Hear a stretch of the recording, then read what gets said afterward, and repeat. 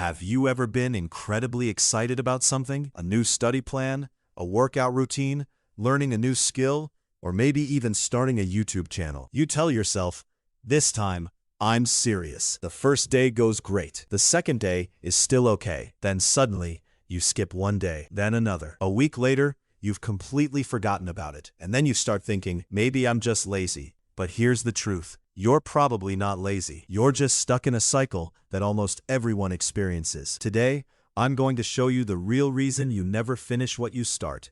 And more importantly, how you can finally break that pattern. Our brains are naturally attracted to new things. Starting something feels exciting. Buying a fresh notebook, making a perfect timetable, watching motivational videos, organizing your desk, it all feels productive. But here's the catch. Planning gives your brain a sense of achievement before you've actually done any real work. Your brain gets a reward just for imagining success. That's why the excitement disappears so quickly. Starting feels easy because it's exciting. Finishing feels hard because the excitement fades, and now you're left with the actual work. Most people believe they simply need more motivation. They wait for the day when they'll finally feel like it. But motivation is temporary. Some days you'll wake up feeling unstoppable, ready to conquer the world. Other days, you won't even feel like opening your laptop. If you depend on motivation, your progress will always be inconsistent. Successful people don't rely on motivation. They rely on systems. They create routines that continue